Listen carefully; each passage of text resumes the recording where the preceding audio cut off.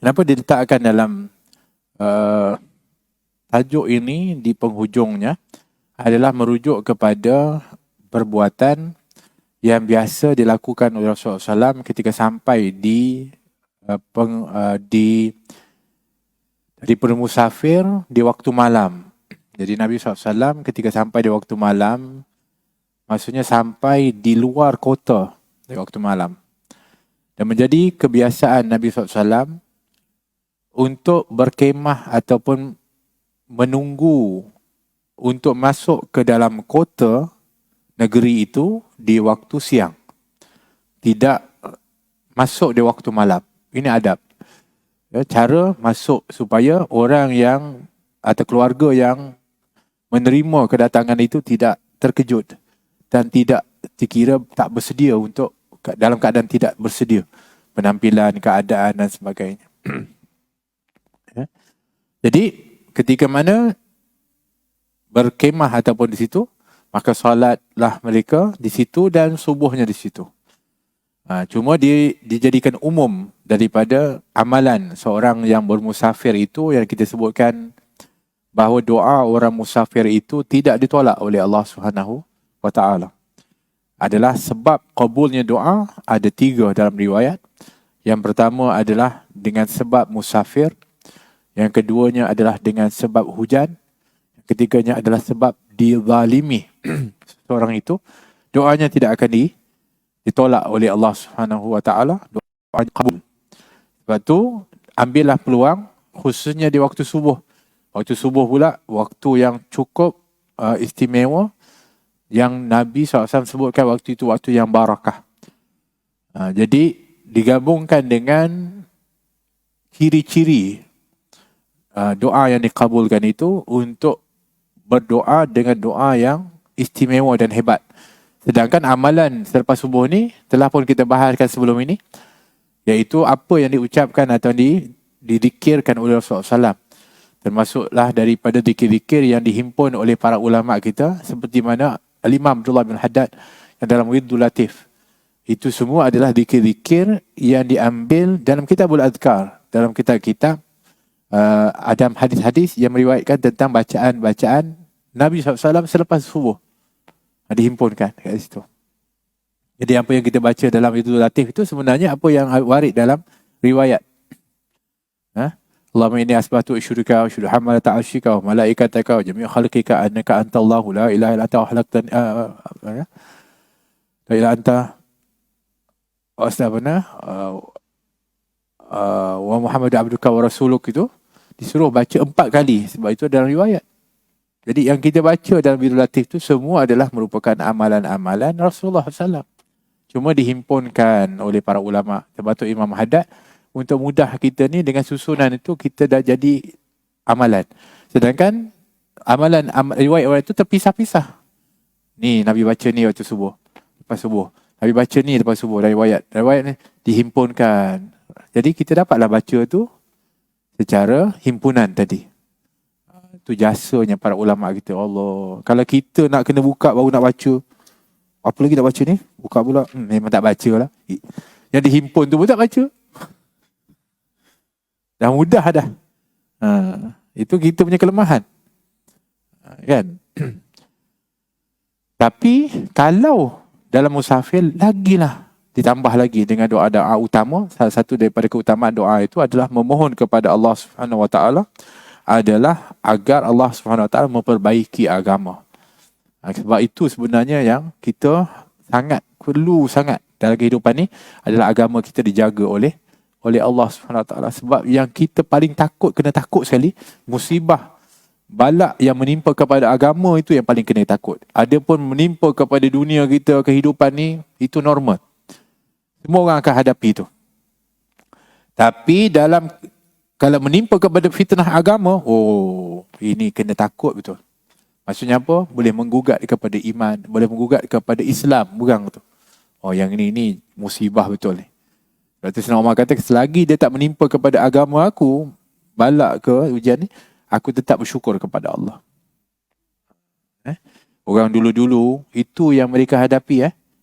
Yang kalau kita cerita pasal mak kilau ni, apa semua ni yang sekarang ni, Itu cerita dia adalah tentang mempertahankan akidah ya. Kerana misi penjajah itu bukan hanya untuk nak merompak dan mengambil hasil bumi ya, tapi adalah untuk minta maaf menyesatkan atau untuk nak kufurkan kepada orang-orang Islam ni, supaya mengikut kepada agama mereka. Itu misi dia, kan? Itu misi mereka. Orang kata apa? 3G apa benda tu? Apa namanya? Goal. Lagi apa? The last gospel apa? Tu. Dia memang nak supaya orang tu ikut dia punya agama. Dan itu berlaku di Andalus. Ketika mana dia ambil Andalus tu, dia buang semua. Nama Arab kena tukar. Kitab tak boleh baca. Quran tak boleh baca. Dan mesti sentiasa hadir ke gereja. Itu misi. Kerana dia itu misi dia. Sebab tu dia menimpa kepada fitnah agama tu. Tapi Alhamdulillah berkat daripada ulama-ulama kita yang telah mendidik dan juga menanamkan akidah yang begitu kuat. Sehingga akhirnya di Nusantara ni, walaupun digugat, dijajah dengan ratusan tahun, ada yang ribuan tahun, tapi Masya Allah, mereka tetap bertahan dengan akidah Islamiyah ni, Alhamdulillah. Ini jasa para ulama tu. Dan dengan sebab semangat itulah akhirnya mereka bangkit dan juga dapat untuk nak mengusir kepada penjajah-penjajah itu. Bukan dengan sebab kekuatan daripada fizikal, bukan dengan kekuatan daripada senjata ya, tapi kekuatan akidah itu. Sebab tu hari ini kalau akidah umat Islam tu lemah, angkatlah apa pun, senjata macam mana pun, dia tak akan boleh untuk menang. Sebab tu kena kukuhkan akidah tu. Kuatkan daripada agama. Permintaan di antara permintaan tu, perbaikilah agama yang engkau jadikan sebagai pemelihara kepada urusan kau. Sebab urusan kita ni tidak akan jadi urusan yang baik kalau tidak ada landasan agama. Buatlah apa pun tapi tidak ada di situ agama, maka urusan tu menjadi urusan yang tak baik. Tapi kalau di situ ada agama, maka dia jadi baik. Berniaga ke, bekerja ke, berkebun ke, apa pun atas landasan agama, dia akan jadi baik. Tapi kalau tidak, maka tak baik. Begitu juga yang diminta adalah dunia. Tak salah kita minta yang baik daripada dunia kita, yang mana dianya adalah sumber kepada kehidupan. Maknanya kita ni minta Allah kurniakan kepada kita sumber kehidupan kita ni daripada yang halal, halalan thayyibah. Dan minta untuk dapat akhirat yang baik, yang mana itu tempat kembali kita. Itu disuruh ulang 3 kali. Yang tu 3 kali, ini 3 kali. Kemudian, ya Allah, aku melindung kepadamu daripadamu, maksudnya daripada azabmu, daripada kemurkaanmu. Dan juga tiada la mani' lima ataita wa la mu'ti lima mana'ta wa la radda lima qadaita wa la yanfa'u dzal jad minkal jad. Jadi itu adalah ucapan yang diajarkan ketika seorang itu dalam musafir waktu subuh khususnya, untuk memohon kepada Allah dengan permohonan tadi, mudah-mudahan perjalanan dia, malam hari dia tu akan dijaga oleh Allah SWT, baik itu dalam urusan dunianya dan juga urusan akhiratnya dan urusan agamanya. Masya Allah. Baik, kemudian apa yang diucapkan ketika mana kita lihat negeri. Nabi SAW kalau dia sampai ke Madinah, dia nampak tembok daripada tembok Madinah tu, Nabi akan baca ni, Allahumma ja'al lana biha qararan wa rizqan hasanan. Kemudian Nabi akan pukul, bukan pukul lah, Nabi akan tepuk dia punya, Nabi akan cepatkan unta dia. Sebab rindunya Nabi kepada kota Madinah, untuk menunjukkan hubbul watan tu, Nabi cinta betul negeri tu. So kata sahabat, Nabi akan cepatkan.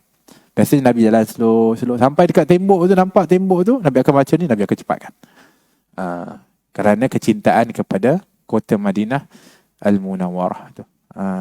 Kan? Kemudian juga di antaranya masuk ke dalam rumah. Masuk rumah, bacalah tauban li rabbina auban la yughadiru hauban. Kan? Kerana apa? Kerana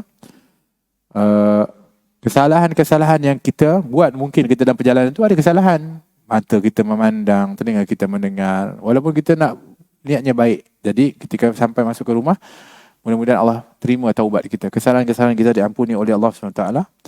Sehingga kita masuk dalam keadaan suci ke dalam rumah kita. Sehingga kita ni taklah bawa yang tak baik, pengaruh yang tak baik kepada rumah kita. Itulah sepatutnya orang yang masuk rumah ni, dia kena bawa masuk pengaruh yang baik ke rumah. Jangan bawa yang tak baik. Ini problem kita yang tu. Kita ni bawa balik rumah. Dan kata tu, jin pun bawa, semua syaitan pun bawa masuk rumah. Kan? Itu kita punya problem. Ya? Baik. Kemudian ucapan orang kalau sambut orang yang balik ni, kurang-kurangnya sebut Alhamdulillah ala salamah. Atau Alhamdulillah alladhi sallamaka. Syukur kepada Allah yang selamat. Itu orang sambut tu kena ucap macam tu. Sebab kalau dia ucapkan Alhamdulillah, Allah akan tambah nikmat. Jadi puas sekali kita jumpa tu, Alhamdulillah.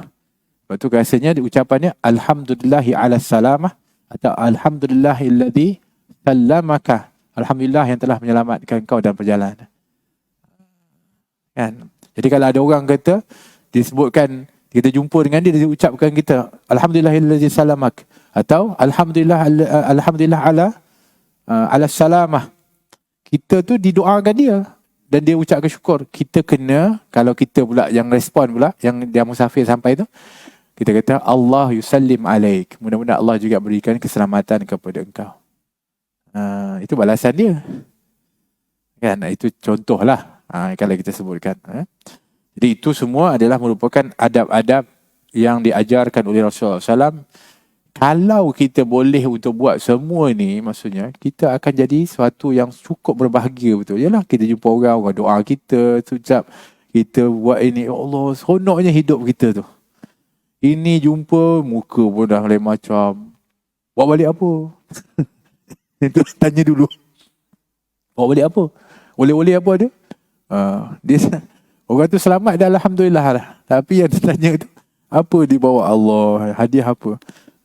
Kan? Jadi tekanan pula kepada orang yang pergi musafir tu. Mudah-mudahan insya-Allah Allah SWT jadikan kita ni mimma yastami'una qawla fayattabi'una ahsana, insya-Allah.